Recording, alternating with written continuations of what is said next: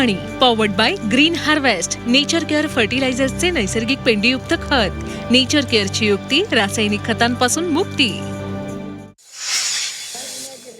हिंगोली कृषी उत्पन्न बाजार समितीत भुईमुगाची आवक वाढली आहे। कृषी उत्पन्न बाजार समितीत भुईमुगाचा लिलाव करण्यात येतो। यासाठी जिल्हाभरातून मोठ्या प्रमाणात शेतकऱ्यांनी या लिलावमध्ये भुईमुगाच्या शेंगा विकण्यासाठी आणलेल्या होत्या।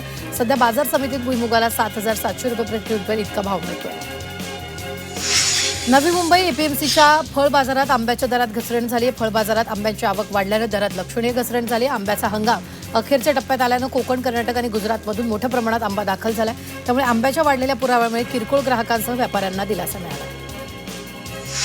वाशिम जिल्ह्यातील डीएपी खताचा तुटवड्यामुळे यंदा शेतकऱ्यावर पर्यायी खतांकडे वळण्याची वेळ आली। राज्यात गेल्या 3 वर्षात खरीप हंगामात सुमारे 44 लाख मेट्रिक टन रासायनिक खतांचा वापर झाला। अपेक्षित पुरवठा नसल्याने यंदा शेतकऱ्यांसमोर अडचणी निर्माण होण्याची शक्यता आहे। नाशिकच्या येवल्यात शासकीय कांदा खरेदी केंद्र नसल्यामुळे कांदा उत्पादक शेतकऱ्यांना आर्थिक फटका बसतोय। शासकीय खरेदी दराच्या तुलनेत येवला बाजार समितीत कांद्याला प्रति क्विंटल 200 ते 500 रुपये कमी दर मिळत असल्यानं शेतकऱ्यांचं नुकसान होत आहे। त्यामुळे येवला बाजार समितीत शासनानं नाफेडमार्फत 1,080 रुपये शासकीय दरानं कांदा खरेदी सुरू करावी अशी मागणी शेतकऱ्यांनी केली। पुण्याच्या शिरूर तालुक्यातील सणसवाडीत एका शेतकऱ्यानं तब्बल 10 एकरात 150 टन कांद्याचं रेकॉर्ड ब्रेक उत्पादन घेतलं। मात्र वाढतं तापमान आणि कोसळलेले बाजारभाव या दुहेरी संकटामुळे शेतकरी चिंतेत आला। नाशिकच्या बागलांमध्ये पीक कापणी प्रयोगावर संशय व्यक्त करण्यासोबतच नुकसान झालेल्या शेतात 103 क्विंटल उत्पादन दाखवल्याचा आरोप शेतकऱ्यांकडून करण्यात आला।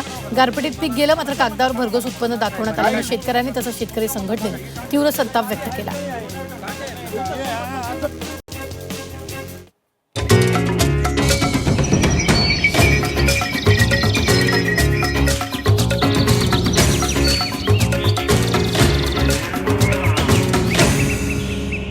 पीक पाणी पॉवर्ड बाय नेचर केअर फर्टिलायझर्सचे ग्रीन हार्वेस्ट स्पेशल नैसर्गिक पेंडीयुक्त सेंद्रिय खत।